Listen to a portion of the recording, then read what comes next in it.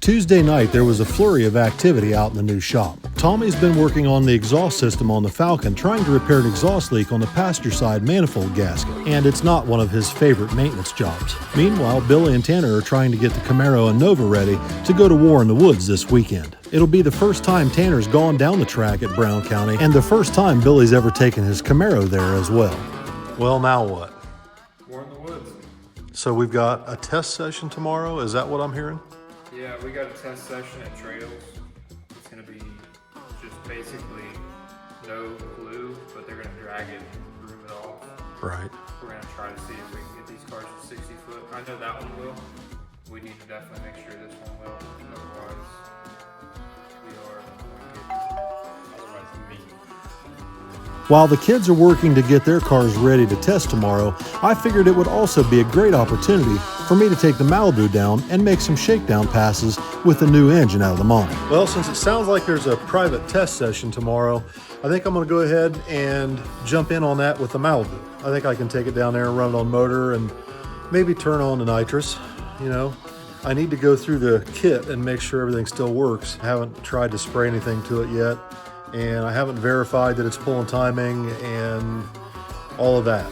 So, you know, I know that the tune-ups were definitely safe with the last engine, but that doesn't necessarily mean the tune-up will be safe with this engine. We'll see how things go tomorrow.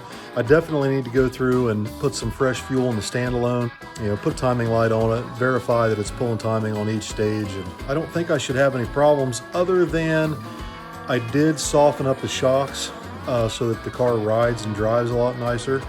So I need to try and dig up my shock settings, and if I can find them, I need to put the shock settings back in the shocks, because the way it is right now, it would probably wheelie if I hit it with any nitrous.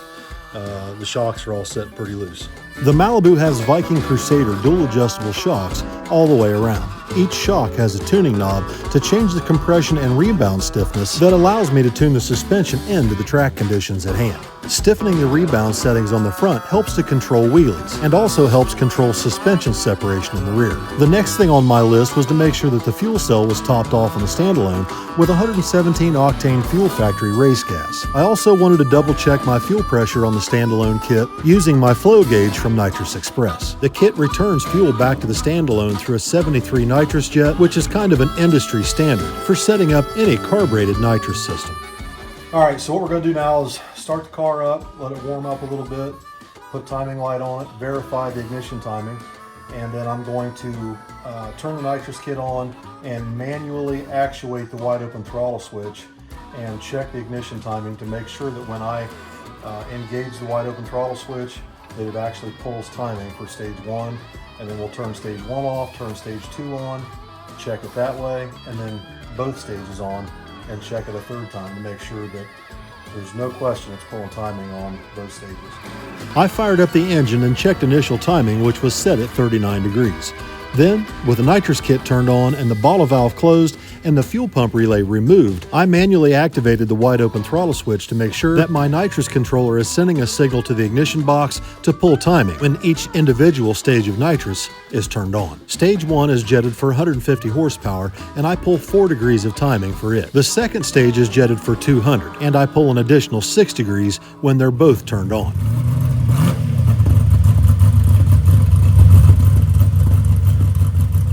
All right, so everything checks out. Everything seems to be working just fine. So we topped off the fuel cell. We double checked the fuel pressure flowing through a 73 jet. We had 6.5 pounds of fuel pressure with the engine shut off.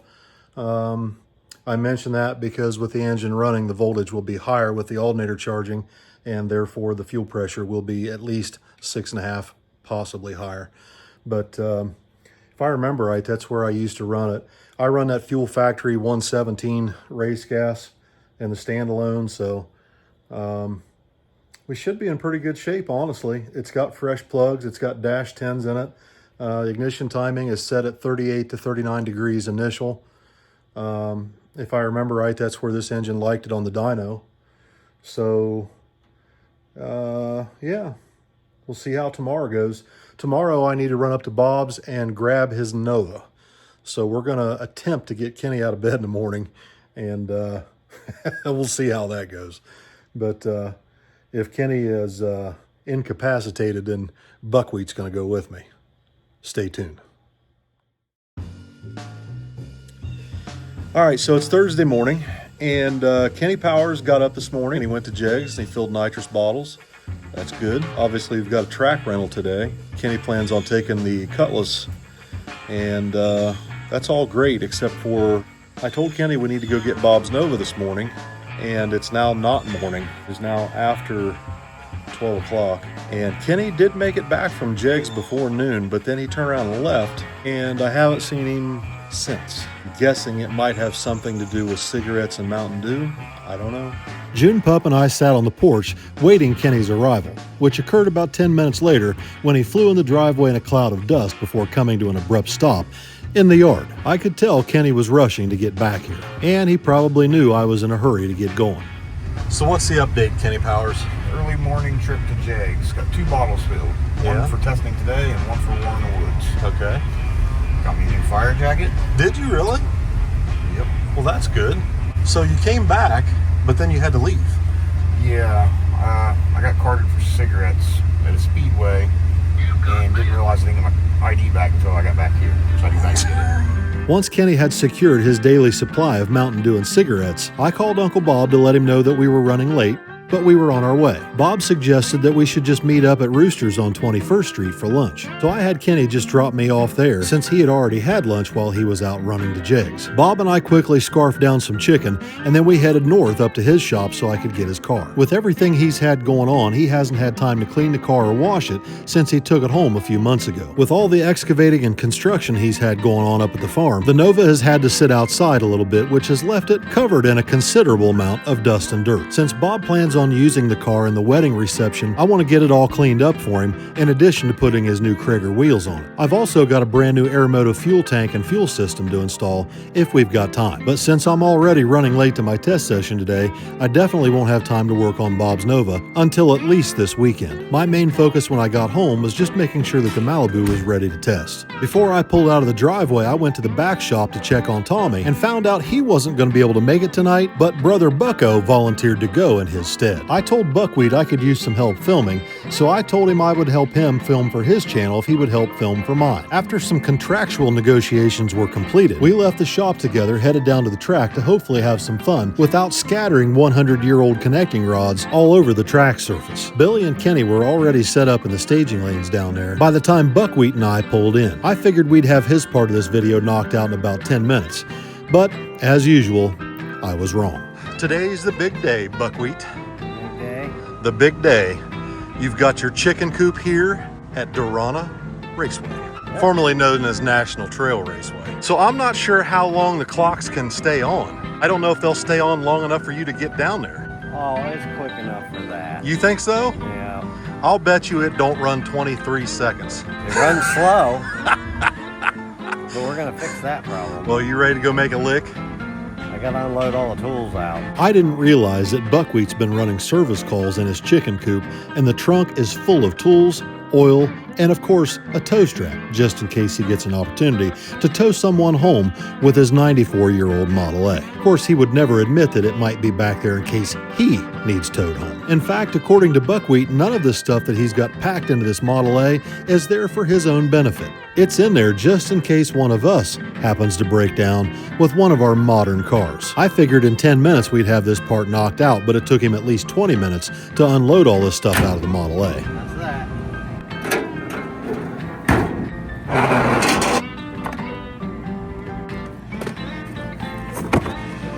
There. Once he had everything unloaded, his attention turned to the fuel system, or lack thereof. Oh my God. So make sure we don't have a problem. So have you ever made a pass at the drag strip? No. Here's how this works. You see the 2 top bulbs on that tree? The first pair of yellow bulbs on the top of the tree, that's pre-stage. That means you're getting close to the starting line. The second set come on when you are on the starting line. Yeah. Once you have lit your second set of bulbs, the tree will drop. There's different tree sequences. This is probably going to be Pro Tree because Billy's here. So all 3 of them will light at the same time on a Pro Tree. As soon as all 3 bulbs come on, you drop the clutch. Just be prepared for the speed. What would the speed be? 45. 45. Maybe 50 for about halfway. Well, listen, let's not chuck a rod out of that thing and oil the track, okay? That's racing, bud. That's what I've been told. As Buckwheat pulled his Model A up to the ready line, the track crew wetted down the burnout box, and it was finally time for Buckwheat to strut his stuff. Right there. Will it do a burnout? Don't do it, he said. Oh my God! Woo! Look at you go, Buckwheat. Look at you go. It's like you've been doing this your whole life. You were born to do this. All right, here we go. Buckwheat's chicken coop, pass number 1. Ease into the beam carefully there, Buckwheat. Whoa, whoa, whoa, whoa, slow down. You're getting close. Here we go. He's in. Oh my gosh, he's in. Put it on the floor. Oh, there he goes. Oh, he power shifted it.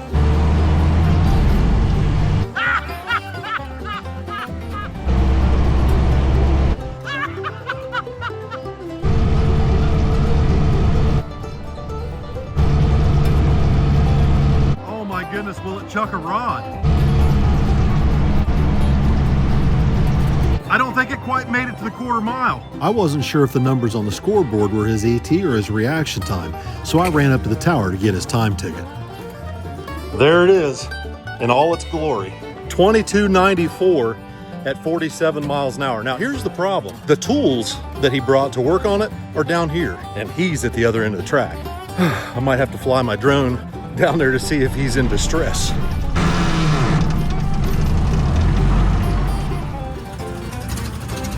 Well, Buckwheat, the time slip says you're a winner. A winner? Yeah, right lane. It's probably the only time in life you're ever going to get a time slip that says you're a winner. 2294 at 47 miles an hour. Sound like it was hitting a rev limiter. Yeah, I ran out of fuel at the end. All right, so Buckwheat's made his pass. I'm going to take the Malibu up and see what it runs on motor, see what the track feels like. If the track feels pretty decent, I might turn a little nitrous on and just see what it goes with one kit. I don't know, we'll see. All right, I filmed you. Now you got to film me going down the track. Oh, This is a team here. The what? A team. You're part of the race team. Thought I was just a minion. You are the minion. Yeah. I'll meet you up there. Although the engine in the Malibu is 440 cubic inches, it's being fed air and fuel naturally aspirated through a 750 CFM carburetor. And the Isky turbo camshaft has 114 degree LSA, so I wasn't expecting to set the world on fire with this thing without turbos and a blow-through carburetor.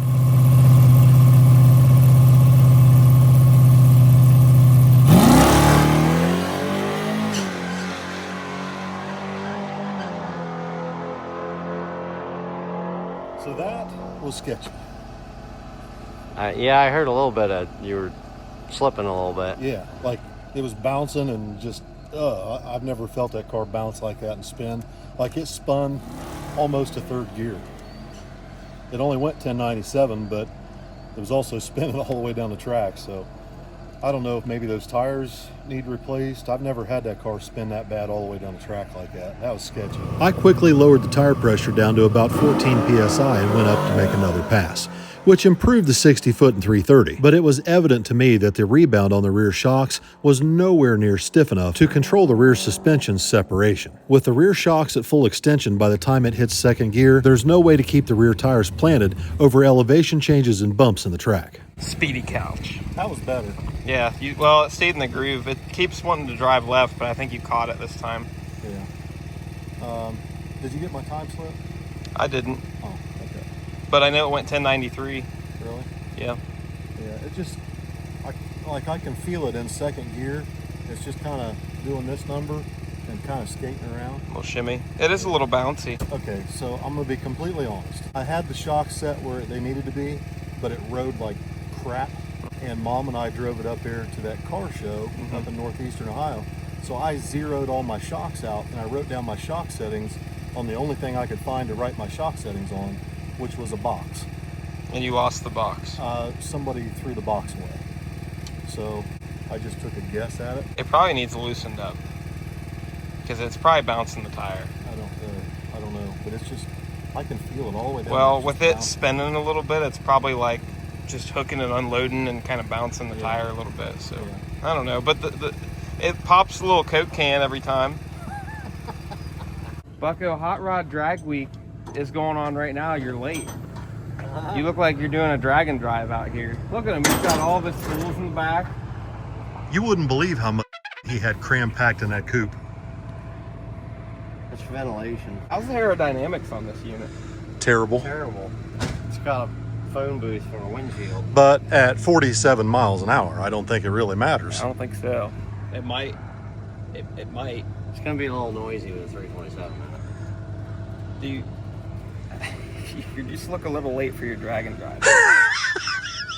I respect it though, that's awesome. Your wrenches are flying around. Normally when I drive around with my stuff, I don't need a whole bunch of tools. Yeah. But I'm following you guys around. Oh. So this is a utility vehicle. Yeah. We just gotta let you get a 5-minute head start. It's a sport utility vehicle. Sport utility. SUV. Keep laughing. As the sun was going down, our time at the track was coming to a close. Vicky had called to let me know she had dinner waiting on me when I got home, so I decided to pack it up and head for the house until I get time to mess with the shocks and possibly even put a fresh set of tires on the back of the car. As I started to make my way home, I received a 911 call from a friend of mine who was headed to War in the Woods this weekend and desperately needed some parts for his car that were in stock at Jegs on 11th Avenue. Now, my initial plan for the weekend was to stay home and work on Bob's Nova, but knowing that my buddy had already left home and needed these parts before he could make a pass, I decided to change plans. All right, everybody, good morning. I've got to run into Jegs to pick up this remote mount water pump for Landon Helm. Landon was the guy that took us to lunch when we were down at Lake Cumberland when Billy won Friday night and runner-up Saturday. Landon was really good to us, and he's offered to help us numerous times. And so last night when he called me, or he sent out a 911 needing a water pump, I wanted to make sure if there was any way possible to take care of him that I would do that. So I was not intending to go to War in the Woods. I was actually planning on staying home, but I think I'm gonna go. I called over this morning and I reserved a spot at the Bill Monroe campground, and I think I'm gonna set up camp over there. Vicky's gonna ride over with me, Addie's gonna ride over with me, Pookie's with us. So we're gonna head over there after I get back from Jegs and pick up this water pump. Landon's Mustang uses an electric remote mount water pump that's relatively easy to get your hands on, especially if you live close to Jegs. I also wanted to pick up a couple other things while I was there too. I'm gonna bet money when I get back and I go to tie something down in my trailer, I don't have any straps. I would not take that bet. Since we didn't have a hotel room reserved, I figured we'd just take my race car trailer and tie the El Camino down in the back to take it for a golf cart or a relatively small pit vehicle that we can legally use to run back and forth between the Dollar General and the track over in Bean Blossom, Indiana.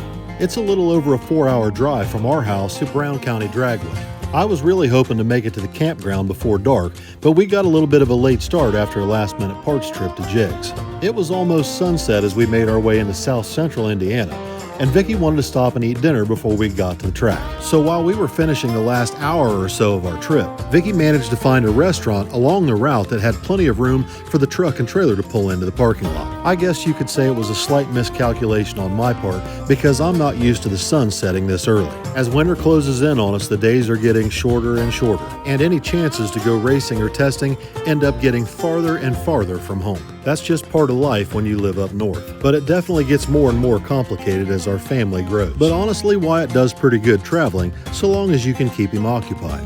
He's quite the busybody, and when he's playing with cars or playing video games, he doesn't like to take time to eat or get his diaper changed. That's become a little bit of an issue lately. Hey Pookie, did you poop? No. Yes.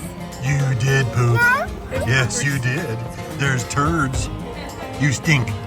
Wyatt is always busy doing something, and he does not like to stop what he's doing for a diaper change. Usually, if we haven't caught it yet, June Pup will catch wind of it, and she'll come tell on him. Anyway, eventually we made it to the Bill Monroe campground, which is attached to the back end of the track. We got the truck and trailer situated and unloaded the El Camino so that we can take it over to the track and unload some merch and some fuel for the kids. Billy had managed to get there very early Thursday morning and scored an epic pit spot. He ended up less than 400 feet away from the starting line. Since Wyatt's going to be staying in the motorhome with his dad, we got him situated with a fresh bag of Raisinets and some Hot Wheels. He and Billy were settling down in the motorhome watching a little bit of YouTube as Vicky and I headed back to the campground. That's when we ran into some degenerates hanging out in the pits right behind Billy's trailer. Oh, now he's gonna have the camera. Now he's gonna have to do it. Listen up, YouTube. I want you to get in the comments, Miss Vicky Burnout. We all want the video where Miss Vicky learns to do a burnout in the El Camino, Bill. What smells out here? Porta potty, No. some weed, in Indiana. I think in that order. Yeah. And you not teaching Miss Vicky to do a burnout, that's some bull. Smell that. Cooper Cobra tire, but it doesn't. Yeah, it could right now. You can teach it right now at War in the Woods. When did you guys get here? We just rolled around the At corner. 10 and it was a.m. like, we got to take care of our fuel tech guys, and then we're like, hey, Miss Vicky's got Buckeyes. Oh, no. Hey, whoa. This is all Kenny was willing to let me part with. That's okay. Oh, my God. Listen, I gotta take some up to Limpy. That's fine. All right. I'll let Limpy have some. Limpy can have Just need some. 5 out of those. Now, the fuel tech guys, too. Fuel tech? Yeah, you can put carburetors with fuel Yeah, tech. big Holly guy over here. Jiminy No, he's not a Christmas. big Holly guy. Get over here. Come on, boys. Oh, my God. Here we You go. can convert Hey, the Bill. last time we got Buckeyes, this dude was like, these are too big, I got to cut them up. Hey, Bill, do you know Billy? No. Listen, This is my guy at Fuel Tech. He'll take good care of me. All right. You can put a carburetor with a fuel tech. You can. I'm serious. You can still be a carburetor You could guy. even call it the You can Bill. still be a carburetor guy with a fuel tech. 450 is all you need, bro. Yeah. You know why, Bill? Because What? fuel tech is everywhere. Well, it just so happens I'm building a Monte Carlo that I need some assistance with, but Hey, remember that Buckeye again? not with the injection. Feed him a couple more Buckeyes. So this brings us to Friday morning. Vicky had got up early and hitched a ride over to the track on a side-by-side while June Pup and I slept in a little bit. Once I got my shower and got dressed, we both hopped on the scooter and started making our way to the track through the path in the woods. The path connects the far back part of the campground to the far end of the shutdown. Although I was able to get through on the scooter, golf carts and side-by-sides from the campground are not allowed into the track. The sheer amount of traffic and people that attend this event can sometimes make it difficult to maneuver race cars down around the starting line. By noon on Friday, there was already a line of racers and spectators waiting in line to get in. Even though first round of small tire doesn't start until 7 o'clock tonight, the event sponsor Midway was already packed with people. And by the time me and June Pup had made it to the camper, she was letting me know that Wyatt's diaper is packed with something too. Hey, are you pooping? I think you're pooping. Hey, give me a fist bump. You're pooping.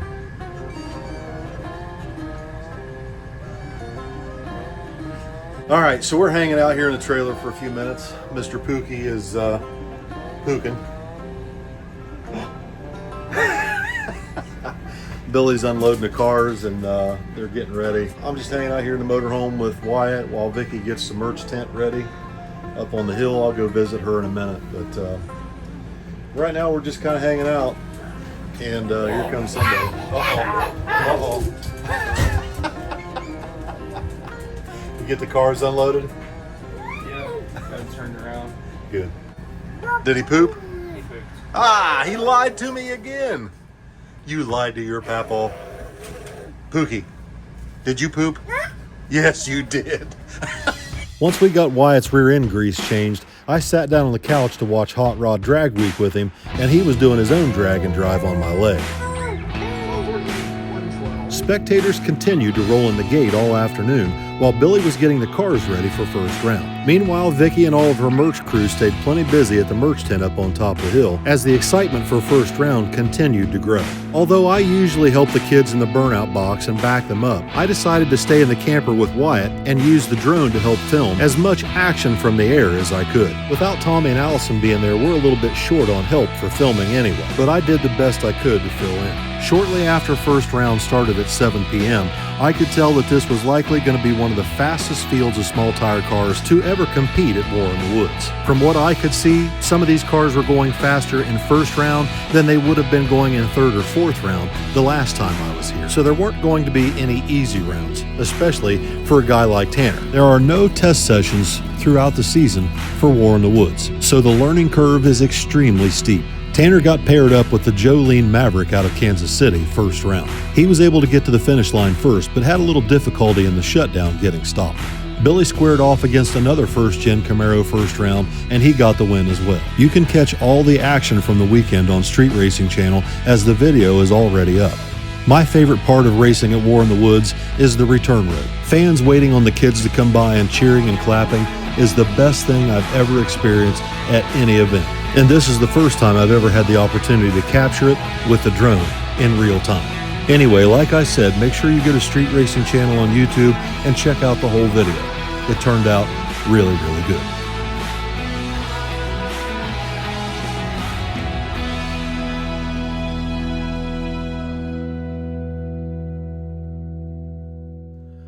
All right, everybody, so we're back home finally. I know it's taken a little while to get this video done. I apologize. It's been very hectic. So the trip to War in the Woods got Wyatt off his normal sleep schedule, which was not good to begin with, and now it is terrible. This morning, we were fighting him to get him to go to sleep until 4:30 or 5 o'clock this morning, when he finally crashed. When we all finally crashed. I've been watching this morning. You know, we've got, just like everybody else, we've got a lot of things going on in the family that doesn't get filmed. You know, Vicky's mom had a little spill the other day, and Vicky's been trying to do her best to help take care of her a little bit. My dad has had cataract surgeries and looks like he's going to have a shoulder replacement. So Vicky's been trying to run my dad to those appointments and get that stuff taken care of. And while she's doing that, I've been trying to watch Wyatt. And while I'm watching Wyatt, I really can't edit. I definitely can't do voiceovers. I don't have a dedicated area here to do voiceovers, and I need one badly because it's constant activity here. There's constant cars starting and dogs barking and UPS trucks pulling in and out, or just any number of things. And it makes it extremely difficult for me to have time to just concentrate and do voiceovers. But yeah, I'm finally getting this one done though. Okay, so let's see. This week, my plan is I need to go down. I'm gonna try and do this today, actually, this afternoon if I get time. If I can get this video finished up in time. I wanna go down and visit the upholstery shop and get with them on a time frame on the 55. Buckwheat's going to go ahead and start working on putting the air conditioning back underneath the dash, and we've got some wiring to do. We've got some plumbing to do. We've got to build a new exhaust system. The exhaust system that was on the car was it was terrible. It was a haggled up. I can't put that back on. I won't put it back on. It was bad. It sounded good. It didn't have any leaks. It didn't rattle, but visually terrible. So this car is too nice to put visually terrible parts back on. So we're going to rebuild an exhaust system for it. I might have to have Billy help me, or maybe even Mike Lane with that. The Malibu, I'm not terribly disappointed in what it ran the other day. Obviously, I've got some shock issues, but that's not gonna make the car go a whole lot faster. I would imagine that, you know, the air wasn't that good that day. It'll probably go 1080s, 1070s, which is fine. The wide lobe separation angle on this camshaft makes for really nice drivability. I've got that in abundance. The car sounds amazing. It drives amazing. I love this engine, even though maybe it's not as fast as what I would hope it would be at 440 inches. The camshaft, along with the 750 carburetor, I'm sure strangle it because of the cubic inch. But we're going to work on that a little bit. I'm not too worried about it, honestly, because I've already got my cylinder heads and I've got pistons here now for my pump gas engine we're putting together. And I'm really excited to get that going here soon. We've got a lot of projects coming up. You know, obviously the Monte Carlo's headed to Mike Lane on October 15th. I talked to Jason Terrell about this suspension problem, which I've talked to him before, and I've always known that the Malibu has a geometry problem in the back. The 4-link in the car, it's a factory 4-link, but it's with a 9-inch Ford. The upper mounting points are moved higher on a 9-inch Ford than a 7.5-inch 10-bolt, because obviously the center section is so much bigger. And what that does is it makes the rear suspension extremely aggressive. And I've gotten by with it so far because I've always just foot braked the car.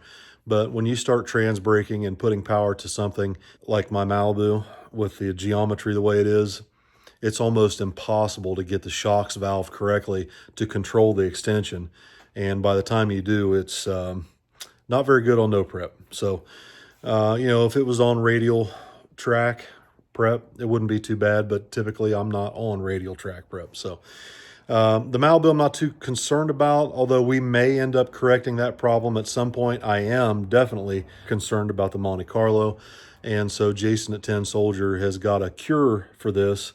And since the Monte Carlo needs to have the rear end narrowed anyway, Jason said he would rather just do a whole new housing. 10 Soldier builds a housing, a Fab 9 housing, that moves the upper mounting points down where they should be to correct the geometry problem so the car doesn't end up running down the track on its tiptoes. This engine makes so much torque down low that when I shift it into second, I can literally feel the suspension raise in the back, and it bottoms out or tops out the shocks. And at that point, once the shocks are fully extended, there's no downward travel to help keep the tires planted when you're going down the track over little tiny bumps or elevation changes. And then the car just, it bounces, and it just feels very sketchy. That's the best way I can explain it. But we'll get into that maybe in the next video as we move forward on the Monte Carlo project, and I'll explain all that in detail then. But for right now, I'm going to try and get off here, get this video finished up. I got to get to work on Bob's Nova. I got to get it cleaned up. I got to get his wheels and tires mounted, get them put on the car. I've got a fuel tank to put in it, but I don't think I'm going to have time to get the fuel tank put in before the weekend with everything else I've got going on. Plus, next week, I've been invited to come up to Michigan for a little dyno session with somebody you might know. A little collaboration, if you will. Stay tuned.